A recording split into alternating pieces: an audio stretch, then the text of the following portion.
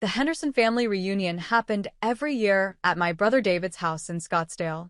This year felt different the moment I walked through the door.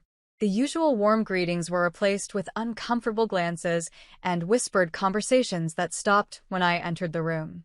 My sister Rachel stood at the head of the dining table, surrounded by our parents, two brothers, and various aunts, uncles, and cousins.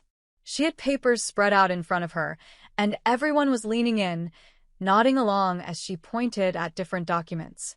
"Oh, Meredith," Rachel said when she finally noticed me. "We weren't sure you'd actually show up." "Of course I came," I said, setting down the wine I'd brought. "It's the family reunion." Dad barely looked up from the papers. Mom gave me a tight smile that didn't reach her eyes. My younger brother Marcus pretended to be intensely focused on his phone. I'd known something was coming. Mom had passed away 6 months ago after a sudden heart attack. The grief was still raw, made worse by the fact that I'd been the only one with her at the hospital when it happened. Rachel had been too busy with her real estate career. David was closing a business deal. Marcus simply didn't answer his phone. But I'd held Mom's hand. I'd heard her final words. And I'd kept those words to myself for half a year, watching and waiting. "We're just going over Mom's estate," Rachel continued, her voice taking on that patronizing tone she'd perfected over the years. "The rental properties in Arizona need to be divided up." "I see," I said quietly, taking a seat at the far end of the table. Rachel shot me an irritated look. "Actually, this is family business. You know, for people who stayed involved." The barb was clear.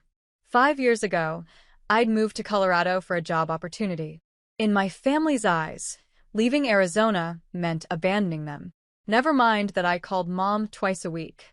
Never mind that I flew back every major holiday. Never mind that I'd sent money when Dad's business struggled. I'd committed the unforgivable sin of building a life outside the Henderson orbit. "Mom had 12 rental properties," David said, jumping in to support Rachel. "We need to handle this properly." "Of course," I agreed, keeping my voice neutral. Uncle Frank cleared his throat from across the table. "Your mother worked hard for those properties. Started with one duplex 30 years ago, and built up from there." "She did," I said softly, remembering how proud Mom had been of her real estate portfolio.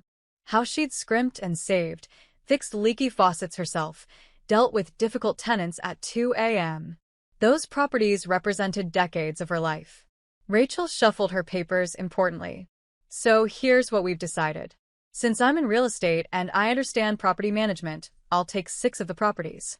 David gets 4 since he helped Mom with maintenance. Marcus gets 2. The room was silent. Everyone was carefully not looking at me. "And what about Meredith?" Aunt Carol finally asked. Rachel's smile was razor-sharp. "Meredith left. She made her choice when she moved to Colorado and stopped being part of this family." "I didn't stop being part of, I started." "You missed Dad's retirement party," Marcus cut in. "I was recovering from surgery," I said calmly. "I sent a video message and a gift."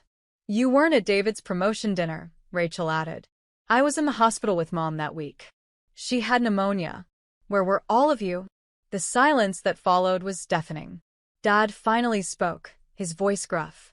"What's done is done. Rachel's proposal seems fair. She's been here. She's put in the work."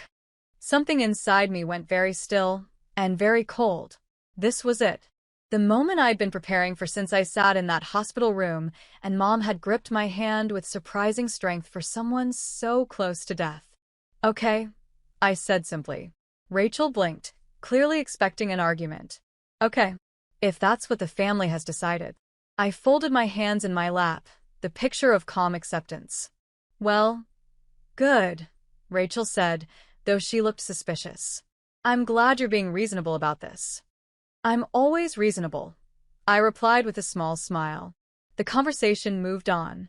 People started discussing which properties would go to whom, talking about rental income and property values. Rachel had clearly done her homework, presenting detailed spreadsheets about each building's worth. I sat quietly, sipping water, watching the performance. Then the doorbell rang. David frowned.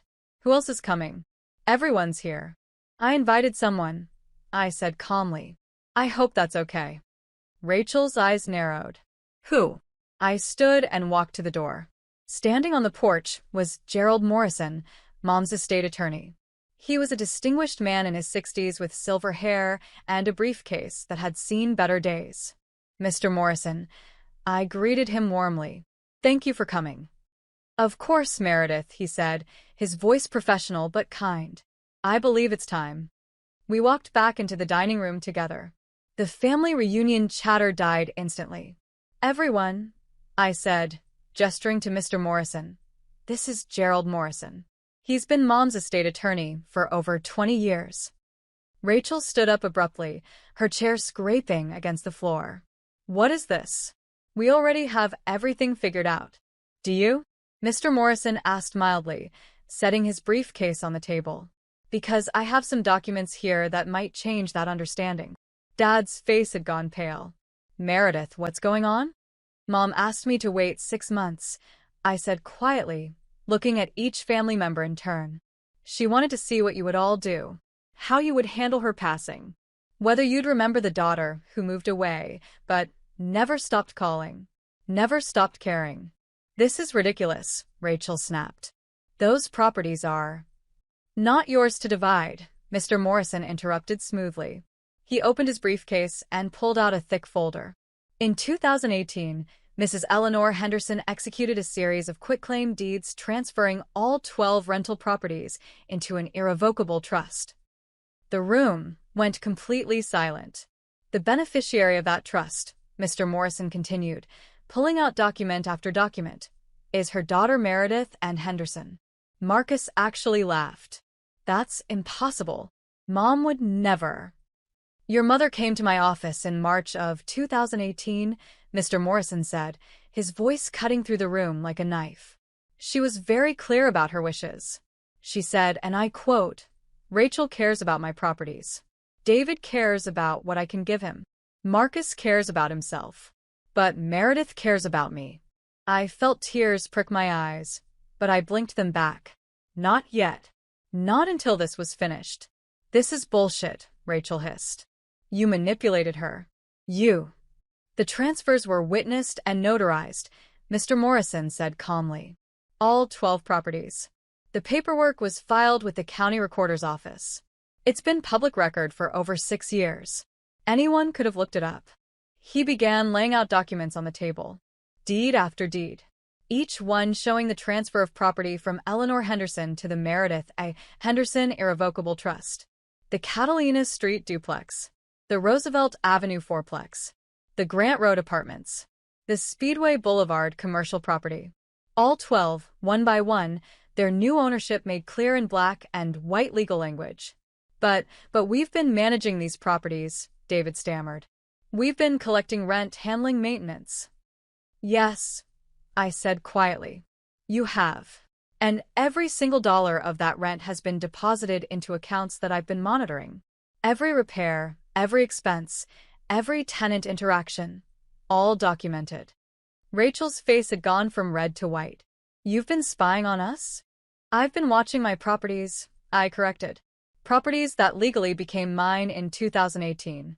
Properties that you've all been managing on my behalf, whether you knew it or not. This can't be legal, Dad said desperately. Eleanor wouldn't have done this without telling us. She told Meredith, Mr. Morrison said. That was her choice. And it was entirely legal. Mrs. Henderson was of sound mind and clear intent. I have documentation of our conversations, her reasoning, and her explicit instructions. Aunt Carol spoke up from the corner. Why would Eleanor do this? I took a breath, remembering that hospital room. Mom's labored breathing. The steady beep of machines. Her hand in mine. Because she tested all of us, I said. And she watched who showed up. Who called. Who cared about her versus who cared about her money. That's not fair, Marcus protested. We all loved Mom. Did you? I asked, my voice still calm, but with an edge now. Because I have phone records showing I called her 127 times in the year before she died. Rachel, you called 14 times. David, 9. Marcus, 6. We were busy, Rachel shouted. So was I replied. I had a full-time job, a life, but I made time. Every Tuesday and Friday evening, without fail. We'd talk for hours. About what? David asked bitterly. Her precious rental properties? About her life, I said softly. Her garden, her book club, her concerns about Dad's blood pressure, her worries about all of you, her pride in her grandchildren, her memories of our childhood, everything that mattered to her. The silence that fell was heavy with realization and shame. There's more, Mr. Morrison said, pulling out another file. Ms. Henderson asked me to conduct a forensic accounting of the rental income from these properties for the past 6 years. Rachel went very still. It appears, Mr. Morrison continued, that rental income totaling approximately $340,000 has gone, unaccounted for. What are you saying? Dad demanded. I'm saying that while the properties were generating roughly $8,000 per month in combined rent, only about $3,200 per month was being reported in the estate's financial records. The rest appears to have been diverted. That's a lie, Rachel shouted, but her voice cracked. Mr. Morrison calmly opened a ledger. Property A, the Catalina duplex, has 2 units renting for $950 each. But only $1,100 per month was reported. Property B, the Roosevelt fourplex, generates $3,800 monthly, but only $1,200 was reported. Shall I continue? David stood up abruptly. I need some air. Sit down, I said, and something in my voice made him freeze. You're not going anywhere until this is finished. For the first time in my life, my older brother obeyed me, without argument. The properties are all titled in my name now, I said. They have been since 2018, which means every dollar of rent collected since then legally belongs to me. Every dollar that was skimmed, hidden, or unreported was theft. You wouldn't, Rachel whispered. We're family. Family, I repeated. You mean the people who were just dividing up properties they didn't own? The people who told me I didn't deserve anything because I moved to Colorado? That family. Aunt Carol spoke again, her voice shaking. Meredith, what are you going to do? I looked at Mr. Morrison, who handed me another document. I held it up so everyone could see. This is a formal demand for the return of all diverted rental income, plus interest. The total comes to $387,000. We don't have that kind of money, Marcus yelped. Then you'll need to figure something out, I said calmly. You have 30 days. And if we can't, David asked. Then we go to court, Mr. Morrison said. And possibly criminal charges for embezzlement and fraud. Rachel collapsed into her chair, her carefully constructed world crumbling. You can't do this. Mom wouldn't want this. Mom did this, I said, my voice finally showing emotion. She set this all up 6 years ago because she knew. She knew who you all were. She knew what would happen when she was gone. She tested you and you failed. What did she say to you? Dad asked quietly. In the hospital. What were her last words? I felt the tears come then, but I didn't try to stop them. She said, watch them. See who they really are when I'm gone. Then do what needs to be done. You're the only one strong enough. The room was silent except for someone's muffled crying. I think it was Aunt Carol. I didn't want to believe her. I continued. I thought maybe she was being paranoid. Maybe the medication was making her cynical. But I watched. I waited. And you proved her right. So what now? David asked, his voice hollow. You take everything and we get nothing? No, I said, and saw a flicker of hope in several faces. You get exactly what you earned, which is a bill for $387,000 in stolen rental income. We can't pay that, Rachel said desperately. You managed to spend it, I replied. Rachel, I see you bought a new BMW last year. David, that boat in your driveway looks expensive. Marcus, how much did you spend in Vegas over the past 3 years? Marcus actually flinched. The money was there when you wanted it. I continued. Find a way to pay it back. And if we do? Dad asked. If we somehow come up with that money, then what? I considered this. Then we're done. The properties are mine, as they've been for 6 years. I'll manage them myself going forward. You'll have no claim on them, no involvement with them, and no share of the income. That's it? Rachel asked bitterly. After everything Mom built, you just cut us out? Mom cut you out, I corrected gently. In 2018, when she saw clearly what I'm only now accepting. You loved what she could give you. I loved her. Uncle Frank stood up slowly. I think I need to go. He looked at me, his eyes sad. Your mother was a wise woman, Meredith. I'm sorry it came to this. He left, and slowly others followed. The reunion disbanded in shocked, shameful silence. Within 20 minutes, only my immediate family remained. Mom, Dad, Rachel, David, Marcus, Mr. Morrison, and me. I need those financials, Mr. Morrison said to Rachel. All of them. Every bank statement, every deposit record, every expense report. You have 48 hours to deliver them to my office. Rachel nodded mutely. And I need keys to all 12 properties, I added. Immediately. David pulled out his key ring with shaking hands and started removing keys. Rachel did the same. Marcus had to go to his car to get his set. When they were all piled in front of me, a small mountain of brass and silver, I felt the weight of what I'd just done settle on my shoulders. Can we talk about this? Dad asked. Please, Meredith. Let's not do this. We are doing this, I said firmly. It's already done. It was done in 2018. You just didn't know it. Your mother wouldn't want this family torn apart, Mom said, speaking for the first time since the revelation. I looked at her carefully. You knew, didn't you? About the transfers? She hesitated, then nodded slightly. Eleanor told me. Made me promise not to say anything. And you agreed? Dad looked betrayed. She was dying, Mom whispered. She knew it before any of us. Her heart was giving out, and she knew. She wanted to protect Meredith. She said Meredith was the only one who'd never asked her for anything. It was true. In all my years, I'd never asked Mom for money, for help, for anything except her time and her stories. I should have said something, Mom continued, tears streaming down her face. But Eleanor made me promise. She said it would all work out the way it needed to. It has, I said quietly.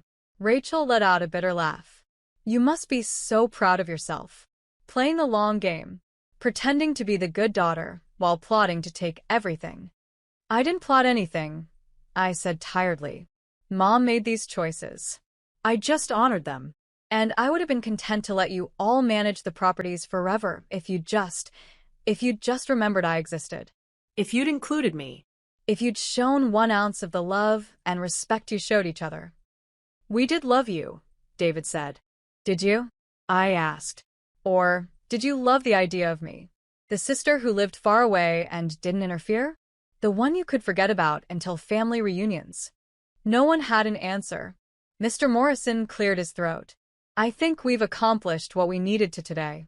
Meredith, I'll need to meet with you tomorrow to discuss property management and the financial recovery process. Of course, I said.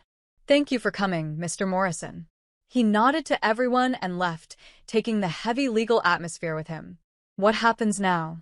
Marcus asked quietly. Really? What happens to us? I looked at my youngest brother. He'd always been the follower, going along with whatever Rachel and David decided. You have 30 days to provide full financial accounting and return the diverted funds. After that, we'll see. And if we can't, Rachel pressed. Then Mr. Morrison will file a civil suit for recovery of the funds and possibly criminal complaints for fraud and embezzlement. That's not a threat, Rachel. That's just the legal reality. You'd really send your own family to jail? David asked, shocked. You really stole from your own sister, I countered. For 6 years. Nearly $400,000. So, let's not pretend I'm the villain here. Dad stood up, looking older than I'd ever seen him. I think we should all go. This has been a lot. Yes, I agreed. It has. They filed out one by one. Rachel wouldn't look at me. David muttered something under his breath. Marcus just looked lost. Dad paused at the door. She really loved you, he said quietly. Your mother. She talked about you all the time. I know, I said. I loved her too. I wish. He trailed off, seeming to age another decade in that moment. I wish we'd done better by you. Me too, Dad, I said softly. Me too. He left, and I was alone in David's house with the 12 sets of property keys on the table in front of me. I picked them up slowly, feeling the weight of each one. 12 properties. 12 pieces of my mother's life's work. 12 testaments to her wisdom in knowing who would treasure what she built and who would just see dollar signs. My phone buzzed. A text from my best friend Sarah in Colorado. How did it go? I typed back.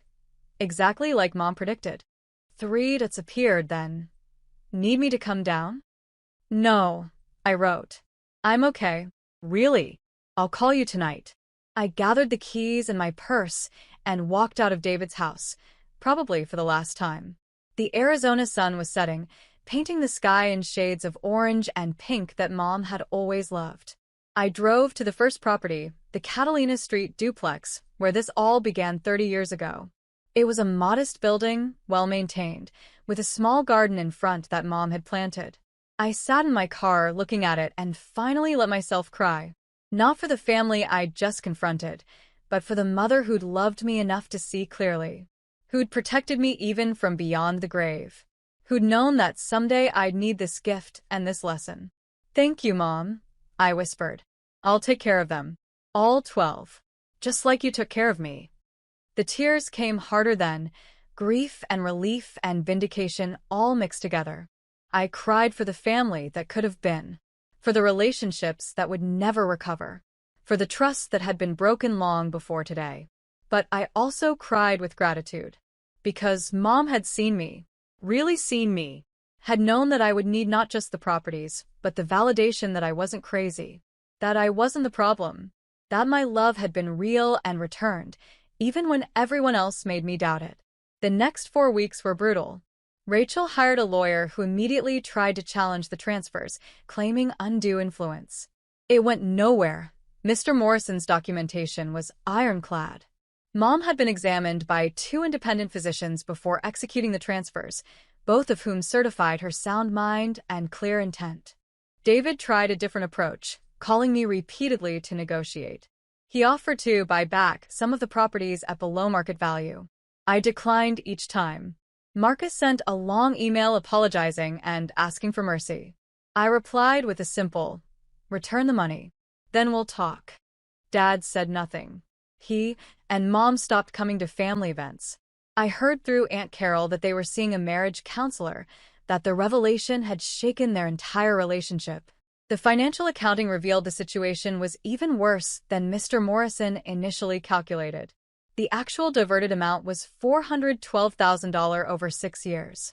Rachel had been the primary beneficiary, using rental income to fund her increasingly expensive lifestyle.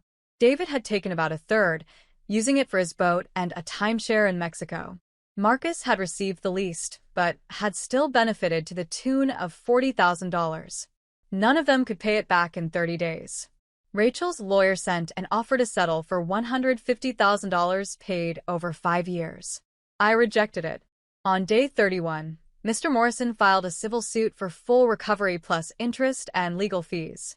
The total claim was now $467,000. Rachel showed up at my hotel room that night, drunk and crying. Please, she begged. Please don't do this. I'll lose everything. You should have thought of that before you stole from me, I said, not unkindly.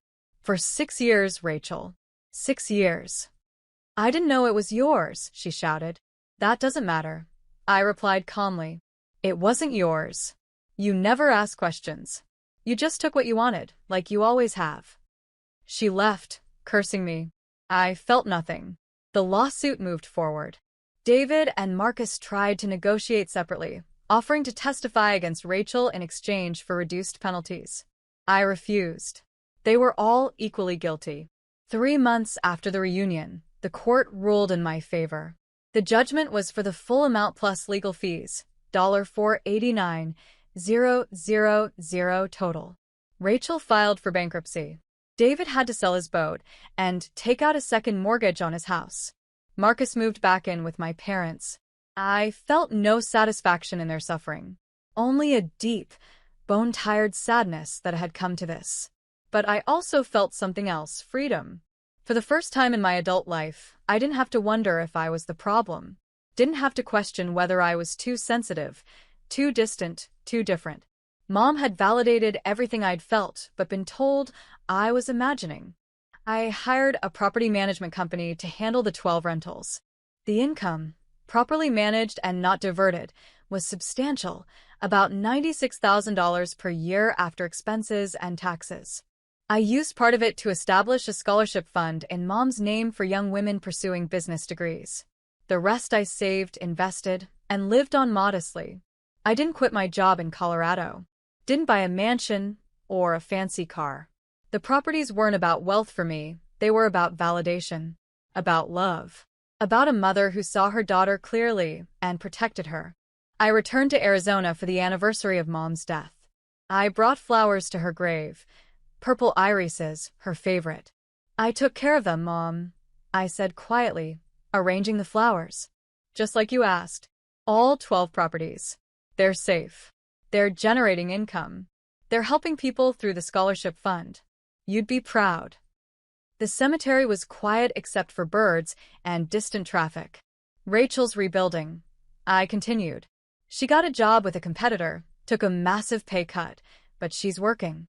David sold the boat, and he and his wife are in counseling. Marcus went back to school. Dad and Mom, they're trying. Aunt Carol says they ask about me sometimes. I trace Mom's name on the headstone. Eleanor Marie Henderson. Beloved mother, grandmother, and friend. I miss you, I whispered. Every day. But thank you. For seeing me. For protecting me. For teaching me that love isn't about being present in the easy times. It's about showing up when it's hard. About calling every Tuesday and Friday even when you're tired. About caring more about the person than what they can give you. A breeze rustled through the trees, carrying the scent of the desert after rain. I'm okay, Mom, I said finally. I really am. You made sure of it. I stayed a while longer, then drove to the Catalina Street duplex. I'd kept it exactly as Mom had left it, maintaining the garden, keeping the same tenants who'd been there for years. Mrs. Rodriguez, who'd rented the north unit for a decade, was outside watering plants. She waved when she saw me. Meredith. I was hoping I'd see you this trip. Hi, Mrs. Rodriguez. How's everything? Perfect as always. You take such good care of this place, just like your mother did. She paused, studying my face. You look like her, you know, especially around the eyes. Thank you, I said softly. That means a lot. She talked about you all the time, Mrs. Rodriguez continued. So proud. Always saying, my Meredith, she calls me twice a week. Never misses. She loved you so much. The tears came then, but they were gentler now. Healing tears instead of grief tears. I loved her too. I managed. Mrs. Rodriguez patted my hand. She knew, honey. She knew. I drove back to the airport as the sun set, painting the Arizona sky in those colors Mom loved. My phone rang. It was Sarah. Hey, how are you doing? She asked. I'm okay, I said. Really okay. For the first time in a year, I feel settled. Good, Sarah said warmly. Because I need my best friend back. Also, I'm getting married and I need a maid of honor who won't judge my terrible taste in bridesmaid dresses. I laughed, really laughed for the first time in months. When? Next summer. You in? Absolutely, I said. Wouldn't miss it. As my plane took off that evening, I looked down at the city lights of Phoenix spreading below. Somewhere down there were 12 properties that Mom had built, protected, and passed to the daughter who understood that real estate wasn't just about buildings, it was about legacy, love, and seeing clearly who people really were. I'd learned that lesson well. Too well, maybe. But I wouldn't trade it. Because Mom had given me more than properties. She'd given me validation. Freedom. The knowledge that I wasn't crazy, wasn't wrong, wasn't the problem. She'd given me the truth. And sometimes the truth costs $489,000 and your entire family. But it's worth it. Every single penny. 2 years after the reunion, I received a letter. It was from Rachel, handwritten on plain paper. Meredith, I don't expect you to forgive me. I don't even know if I've forgiven myself. But I wanted you to know that I've been going to therapy, working through why I did what I did. Why I took money that wasn't mine. Why I treated you the way I did. The therapist says I was jealous. That sounds so petty and small, but it's true. You left. You built a life away from us, away from Mom's shadow. And you were still her favorite. I could never understand that. I stayed. I managed the properties. I showed up for everything. And still, she chose you.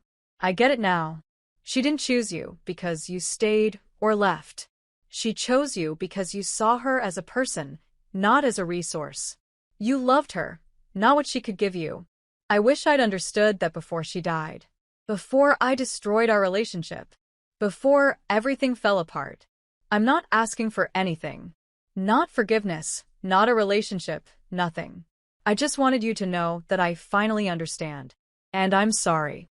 Not sorry I got caught, sorry for who I was. Who I became. Take care of those properties. They meant everything to Mom.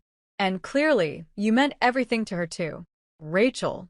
I read the letter 3 times, sitting in my apartment in Colorado with tears streaming down my face. Then I did something I hadn't done in 2 years. I called her. She answered on the 3rd ring, her voice uncertain. Hello. It's Meredith, I said. Silence. I got your letter. I continued. Oh, she said quietly. I didn't know if you would. I did. And Rachel? Yeah, thank you. For understanding. Finally. Her breath caught. Does this mean? It doesn't mean we're okay, I said gently but firmly. It doesn't mean I'm dropping the lawsuit or giving back any properties. It doesn't mean we're going to be close again.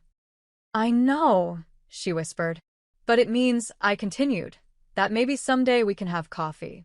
And talk. And you can tell me about your therapy, and I can tell you about Mom's scholarship fund, and we can try to be something.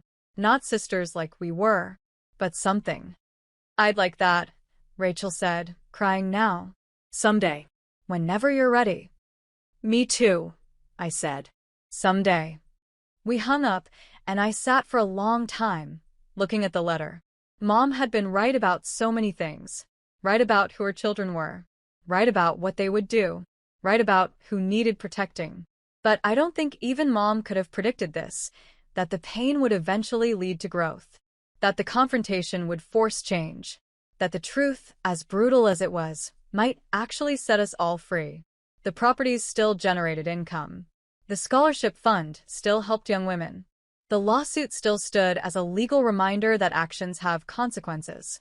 But now there was also this, a letter, an apology, a tiny seed of possibility that maybe, just maybe, something better could grow from the ashes of what was destroyed.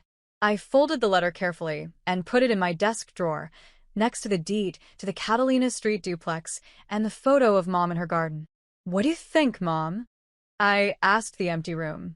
Do we give her a chance? The answer came not in words but in a memory. Mom's voice, 2 days before she died, weak but clear. People can change, Meredith. They just rarely want it badly enough. But when they do, when they really do, love means giving them that chance.